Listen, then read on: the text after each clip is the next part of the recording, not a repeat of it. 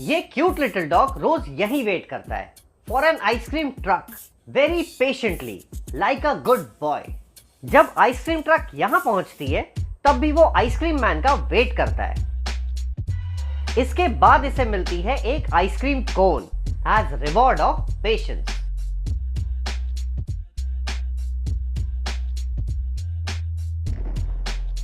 This is a very happy video and I think आपको अपने friends के साथ ये वीडियो शेयर करना चाहिए to spread kindness towards stray animals.